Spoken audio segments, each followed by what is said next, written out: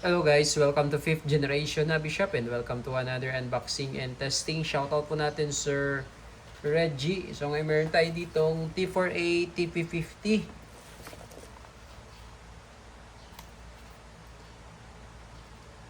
This is 13 joules. Caliber 50 CO2 power Gen 2. Ang bala nito ay rubber ball. This is caliber 50 rubber ball. Rubber ball yung kanyang bala, tapos yung kanyang hangin ay CO2 pa rin. Okay, so dito po natin ilo-load yung bala. Ito.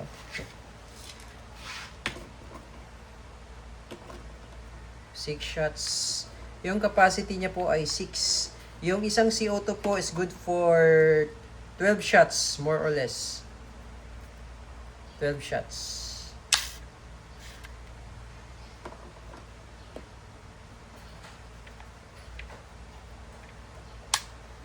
Ayan. Okay, so naka fiber optic sight na siya, front and rear. Ito yung kanya indicator pin. Ito yung quick pursing cup.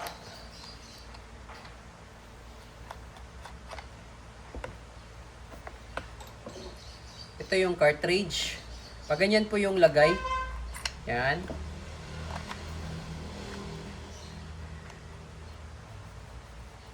Okay, sa ngayon po hindi pa siya activated, pero once na pinokpok natin o pinalo natin itong quick pursing cup, aangat yung indicator pin, ibig sabihin may pressure na siya. Okay, pero hanggat hindi nyo siya pinapalo, hindi po activated yung CO2 niya. No?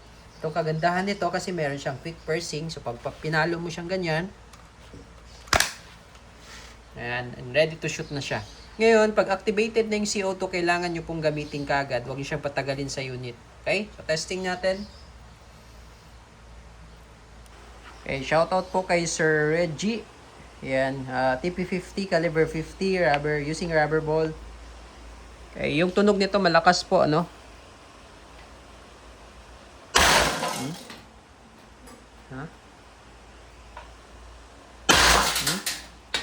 So, nakikita nyo naman po yung target natin, talagang binalibag niya.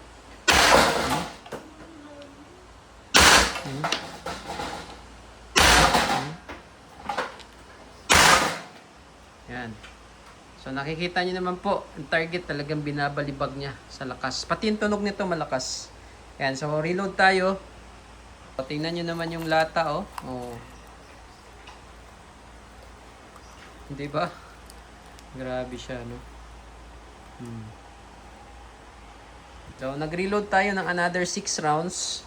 So yung isang CO2 good for 12 shots yon, more or less 12 shots. So, another 6 shots pa tayo.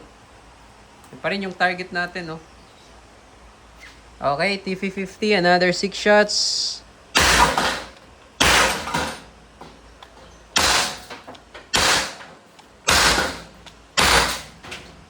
Ba? Rubber ball pa lang yun. Okay, so yung mga ibang shots, dinry fire na lang natin kasi mahina na lang siya eh. No.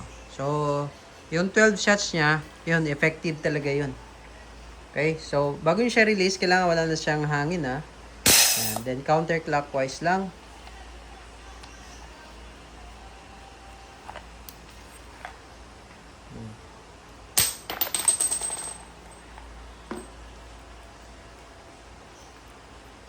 TP50, solid talaga.